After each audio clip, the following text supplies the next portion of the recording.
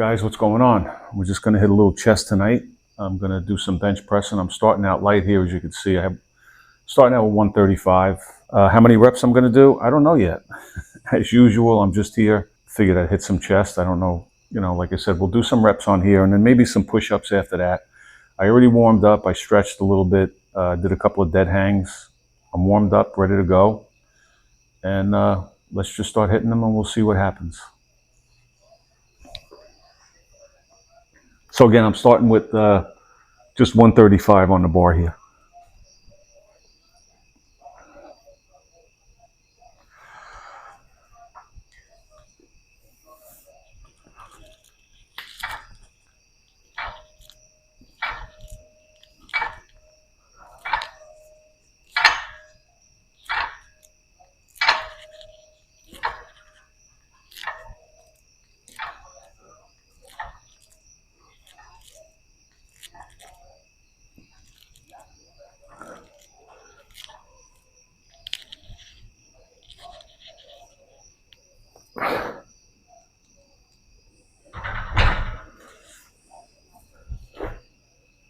Okay.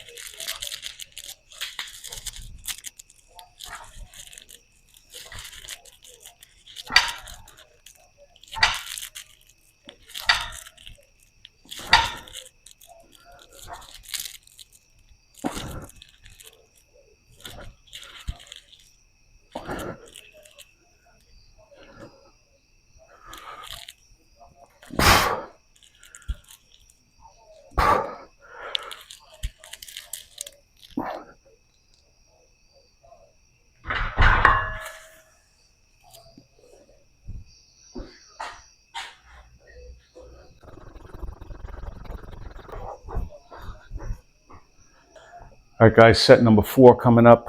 We just bumped it up a little bit now to 185 on the bar. So we'll get some reps with that. And as soon as I'm done with this set, I wanted to address, I have a question from one of our subscribers, Juan Pablo Vargas. He left actually a comment on one of my recent videos where I talked about what I eat in a day, basically, what makes up the makeup of my diet for the most part. So Juan left a question. We'll address that. Let's hit this set, 185, and then we'll do our jumping jacks.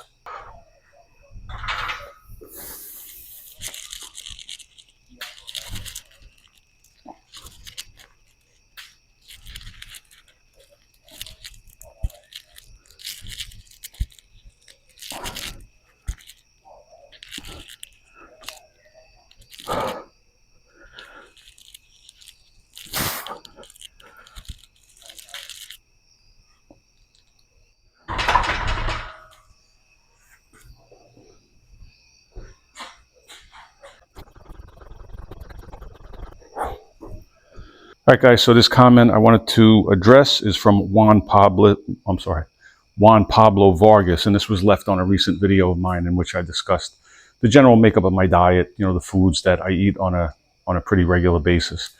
I'll leave a link to that video down in the description if you want to check it out. So Juan says, great video. Thanks, Juan. What about carbs to fuel your workouts? I don't see much carbs or starch apart from the fruit.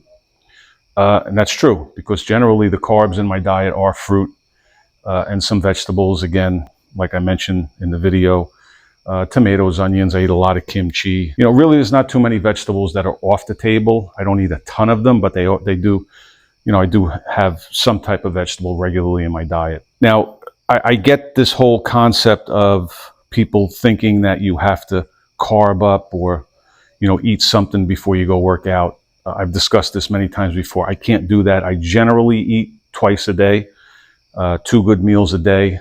Sometimes I will have maybe a whey protein shake in the middle of the day, which I actually did today. So right now, as I speak to you, it's about 10 p.m. and I'm doing this workout. I've only eaten once today. I had a meal earlier, some eggs and cheese, some kimchi, avocado, had a bunch of fruit after that. And then later in the day, I did actually have a shake today, mid-afternoon, a whey protein shake with some frozen fruit in it. I haven't eaten since. I feel perfectly fine. I grew up eating the standard American diet like most people do. And that's, you know, at this point, if you're eating upwards of 65% of your calories are coming from carbs, processed carbs, ultra processed carbs, junk. So basically what you're doing is, and that's why so many people are metabolically sick, insulin resistant, diabetes, pre-diabetic, the whole thing. We rely on this food and we constantly, when we eat it, it gives us a massive blood sugar spike followed by an insulin response, and then your blood sugar is going to crash. You feel hungry again. You get that hangry feeling. I can remember back in the day, you know, years and years ago when I would work out, I would walk into the gym with a Hershey bar, a pack of Chuckles, which I don't even know if they still make them, these small little jelly candies, and a bottle of orange juice. Because I knew, you know, I would spend some time in the gym, and I knew at some point I would start getting a little shaky because my blood sugar would drop. I didn't realize what was going on then. I just thought, oh, I'm hungry. So I would be eating the candy bar and the candy and drinking the orange juice in order to get myself right in the middle of the workout. I don't really get that feeling because generally the way I eat, I try and keep my blood sugar relatively level. You know, when you eat, there is going to be some blood sugar raised with pretty much everything that you eat. That's natural. That's how things work. But I generally eat a whole food diet, so I'm not having these massive blood sugar spikes and the subsequent crash, where I feel like, you know, I'm in the middle of a workout and I start getting shaky. So yeah, generally, you know, and I get it, and I've mentioned this before. I see you go into any gym and you watch people work out and they have their bottle of Gatorade or their C4 energy drinks. You know, there's a gym that I go to and I see a girl there early in the morning and she has a huge bag of candy.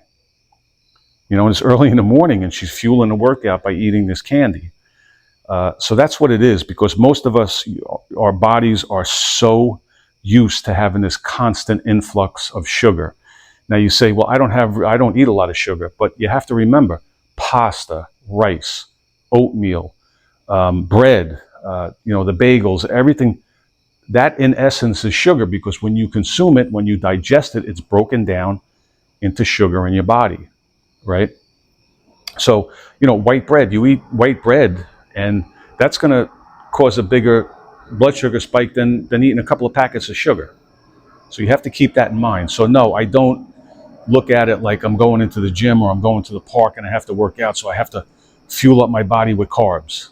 You know, I to the contrary, I like to be nice and empty. You know, I've mentioned this many times before, that if I work out in the morning, it's always going to be, I'm not going to eat anything before I work out in the morning. But if it's in the afternoon, it's going to be a few hours removed from my first meal. And then, you know, like now, actually, I didn't have a second meal tonight, but, you know, if I did, again, if I'm going to work out at night, it's going to be far removed, a few hours removed from that last meal. I have to have an empty feeling, feel empty. I don't like the feel of having food in my stomach when I'm working out. It's just, it never ever goes well when I have that. So I hope that makes sense, Juan. But again, what I talked about in that video really is pretty much the makeup of the foods that I eat. And again, I always say we have to eat with a specific goal in mind, you know. And in my case, I've talked about this before too in my videos. I had Lyme disease. It was horrific when I had it. And, you know, I eat in a way to try and minimize inflammation in my body. eating a high carb, especially a high ultra processed carb diet, is going to cause massive inflammation in your body constantly. And again, that leads to other damage in your body. But my main goal is to reduce inflammation in my body. Certainly, I've talked about, the blood sugar spikes. I know what it's like because I grew up eating that way. I was in the fast food joints. I drank soda. The whole thing. That was the way I lived. So I was on that roller coaster all day long. So I eat to minimize that. So that's my goal. And I do that by eating whole foods most of the time. I'm not averse to going out and having, some pizza or, I love ravioli. I might have those on occasion, but not very infrequently. So that's it, Juan. I hope that makes sense. I appreciate the question. Let's get back to the workout.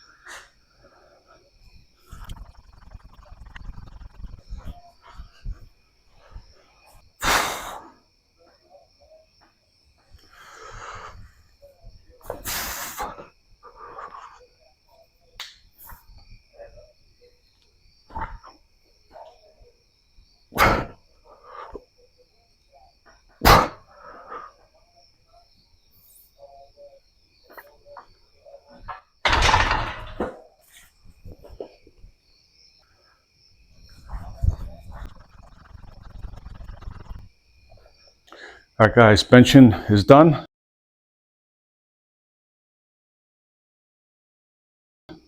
Let's do a quick buyout. I'm going to do an EMOM, a 10-minute EMOM, every minute on the minute. It's going to consist of 20 push-ups, 20 bodyweight squats for 10 minutes. So it'll be a total of 200 push-ups, hopefully, and 200 squats. So let me get the clock set up, and then we'll go.